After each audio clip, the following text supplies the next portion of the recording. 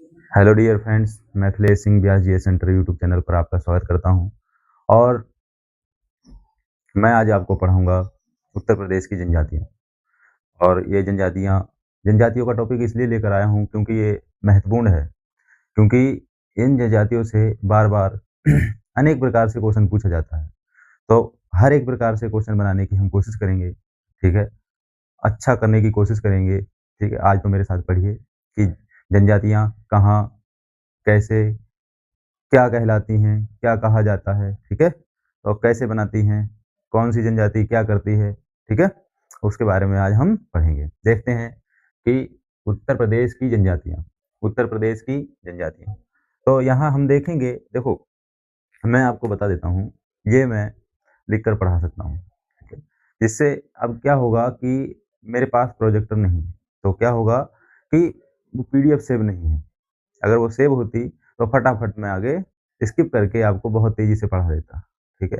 मैंने पिछली क्लास में भी बताया था मेरे पास संसाधनों की कमी है और जो आपके सपोर्ट से वो चीज़ें पूरी हो सकती हैं, ठीक है? और यहाँ देखेंगे कि एक तो बात कहेंगे हम कि पढ़ने वाले के लिए और अच्छा पढ़ने वाले के लिए ये चीज़ें मायने नहीं रखती, ठीक है?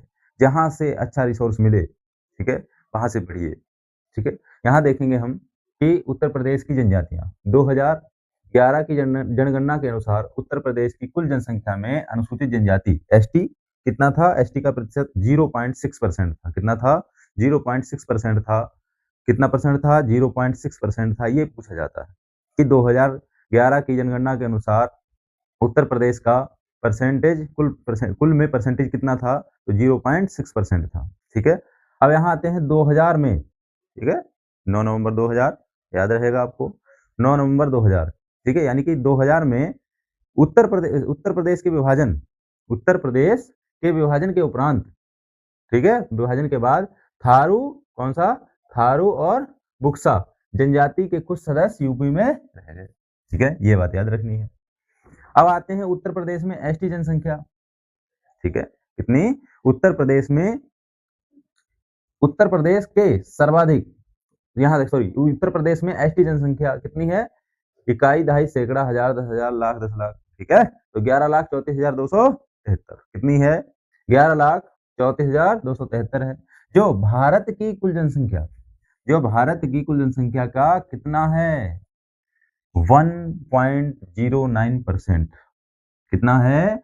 1.09%, ठीक है? ये भारत की टोटल का था और ये भारत की निवास करती है जो उत्तर प्रदेश में 1.09%। अब यहाँ आते हैं उत्तर प्रदेश के सर्वाधिक सर्वाधिक एसटी वाले जिले।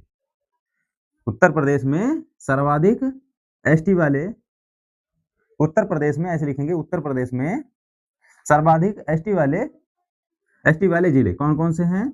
सोनभद्र, बलिया, देवरिया, कुशीनगर और ललितपुर हैं, ठीक है? अब आ जाते हैं यहाँ पर कि सोनभद्र वेरी इंपॉर्टेंट, सोनभद्र सर्वाधिक एसटी वाला कितना परसेंट? 20.7%। कितना? 20.7% है। अब यहाँ देखते हैं बागपत, कौन सा? बागपत। बागपत सबसे सबसे कम एसटी कहाँ पर निवास करती है? कहाँ पर? बागपत। बागपत में सबसे कम एसटी का निवास है। उसके बाद देख लेंगे कहाँ कहाँ, कन्नौज, उसके बाद आता है बदायूं। सबसे कम पूछा जाएगा तो बागपत लगाएंगे एसटी का निवास यानी अनुसूचित जनजाति का निवास, और सबसे ज्यादा पूछा जाएगा तो सोनभद्र में लगाएंगे कहाँ? एसटी का 20.7%। यहाँ आते हैं वर्तमान में यूपी के अंदर कितनी जनजातियां? 15 जनजातियां निवास करती हैं। कितनी निवास करती हैं? वर्तमान में उत्तर प्रदेश के अंदर 15 जनजातियां अनुसूचित जनजातियां निवास करती हैं। ठीक है, ये हो गया। अब बात करते हैं कि सबसे बड़ी जनजाति समूह कौन सा? गोंड। गोंड उत्तर प्रदेश का, ठीक है? गोंड उत्तर प्रदेश का सर्वाधिक बड़ा अनुसूचित जनजाति समूह है। सबसे पूछा जाएगा क्वेश्चन में कि उत्तर प्रदेश में सबसे बड़ा जनजाति समूह कौन सा है? तो क्या लगाएंगे? गोंड लगाएंगे। कौन सा लगाएंगे? गोंड लगाएंगे। अब यहां देखते हैं थारू। देखते हैं थारू जनजाति के लोग मुख्य रूप से लखीमपुर में, कहां पर? लखीमपुर में, गोरखपुर, ठीक है? लखीमपुर, गोरखपुर, महाराजगंज, बहराइच, ठीक है, नेपाल से लगे हुए जिले आपको याद होंगे कौन कौन से, उन्हीं में से हैं ये। कौन सा है? लखीमपुर, महाराजगंज, बहराइच। ठीक है, ये नहीं है ना? ठीक है, तो यहाँ पर लखीमपुर, लेकिन ये हम बता रहे हैं एसटी निवास करते हैं। लखीमपुर, गोरखपुर, महाराजगंज और बहराइच में सर्वाधिक निवास करते हैं। ठीक है, आते हैं थारू अपने आप को किरात वंश। थारू अपने आप को किस वंश का मानते हैं?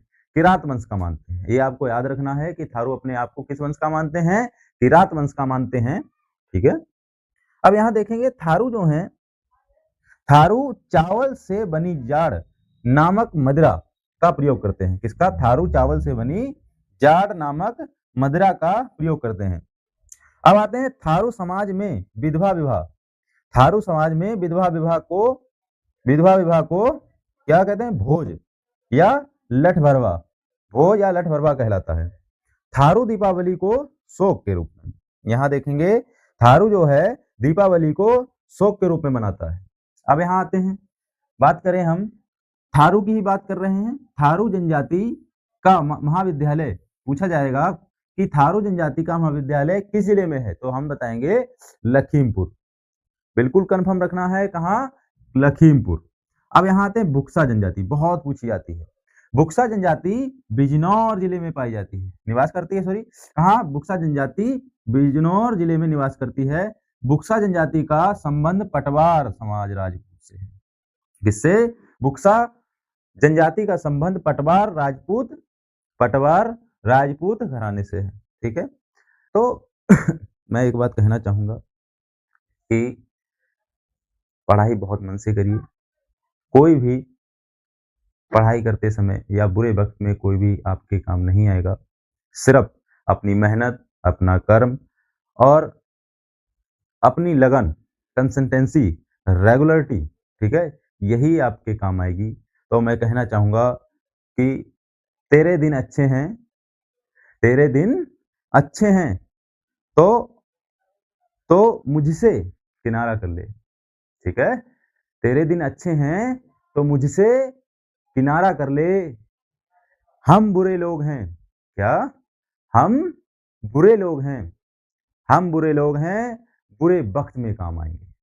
ठीक है, हम बुरे लोग हैं, हम बुरे वक्त में लोग काम आएंगे। तो ये बात याद रखिएगा, सिर्फ जब आपका समय खराब हो, जब आपका समय खराब हो, ठीक है, खराब का मतलब होता है जब आप मेहनत कर रहे होंगे, तो याद रखना समाज आपको पीछे खींचेगा और समाज आपको पीछे खींचने की कोशिश करेगा, लेकिन आपको उन रास्तों से भटकना नहीं है। ठीक है, तो भटकना नहीं है, अपनी कंसिस्टेंसी और रेगुलरिटी बनाकर रखना है अपने इस क्षेत्र में, शिक्षा के क्षेत्र में। और शिक्षा, मैंने बताया था कि शिक्षा बहुत ही उस शेरनी, बताया ना, शिक्षा उस शेरनी का दूध है जो पिएगा वो दहाड़ेगा जरूर।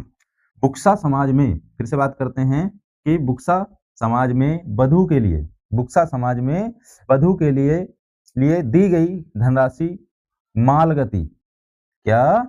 मालगति कहलाती है। क्या कहलाती है? मालगति कहलाती है।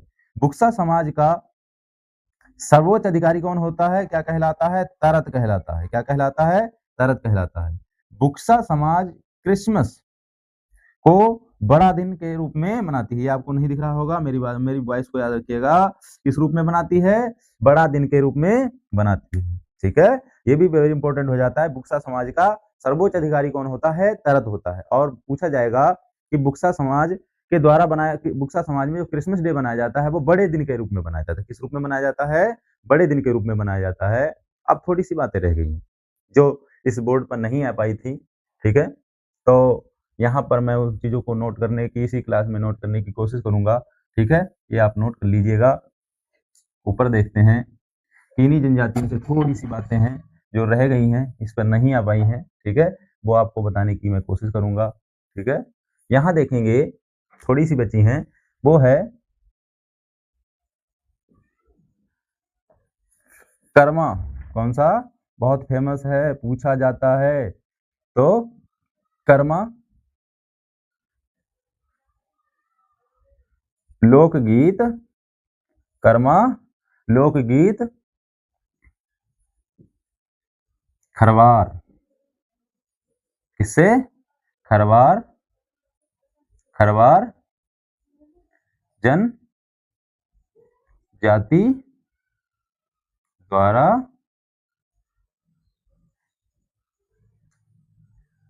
कर्मा लोकगीत खरवार जनजाति द्वारा गाया जाता है।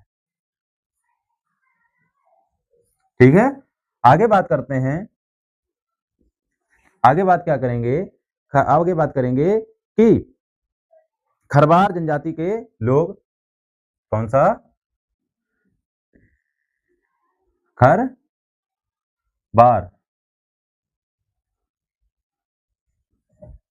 खरवार जनजाति जनजाति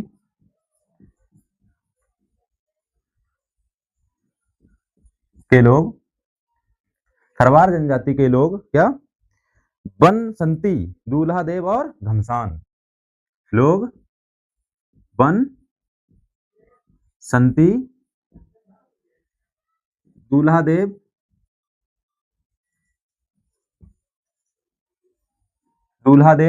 बनसंती, दूल्हा देव और घमसान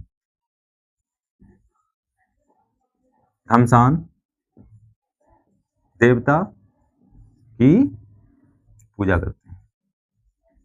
ठीक है, ये हो गया। आगे देख लेते हैं कि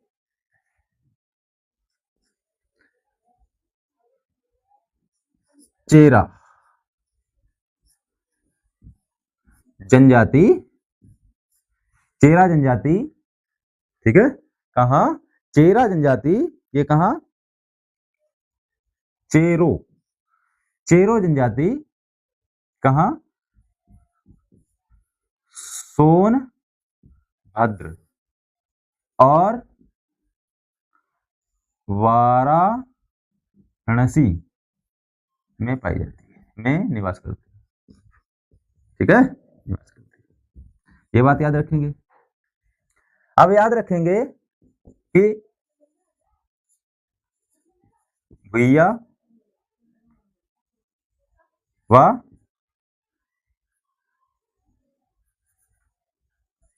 या भुइया, भुइया या भुइया, जन जाति का निवास, किसका, भुइया या भुइया जनजाति का निवास कहाँ है, सोनभद्र, कहाँ है, सोनभद्र में है। ठीक है, कहाँ है, सोनभद्र में है। ठीक है, अब याद रखेंगे बेगा और पतरी, इसके बाद और भी याद रख लेंगे, इसका बेगा इसी से जुड़ा हुआ या पतरी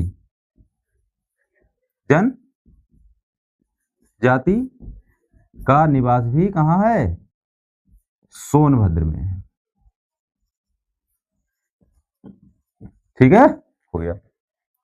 अब आते हैं सहरिया जनजाति, कौन सी, सहरिया जनजाति। ठीक है, ये हम मिटा देते हैं, ये हमारा कंप्लीट हो चुका है। कौन सी, सहरिया, सहरिया जनजाति कहाँ पाई जाती है, सहरिया जनजाति कहाँ, ललितपुर, ललितपुर। ठीक है, मध्य प्रदेश से घिरा हुआ है, ललितपुर में पाई जाती है। ठीक है, ललितपुर में पाई जाती है। ठीक है, पाई जाती है, हो गया। अब हम और देख लेंगे इसमें। ठीक है, और थोड़ी सी चीजें हैं जो हमें कंप्लीट कर लेनी है, वो हैं कौन कौन सी, कौन सी, अब यहां बात कर लेते हैं कि पंखा और पनिका, ये बहुत इंपॉर्टेंट हो जाती है। कौन सी, पंखा और पनिका, पंखा और पनिका, पंखा और पनिका ये कहां पाई जाती है, पंखा और पनिका जनजाति कहां, सोनभद्र भद्र तथा कहाँ मिर्जापुर में पाई जाती है। कहाँ मिर्जापुर में पाई जाती है, निवास करती है। ठीक है, हो गया। अब याद रखेंगे, ये हो गई इंपॉर्टेंट।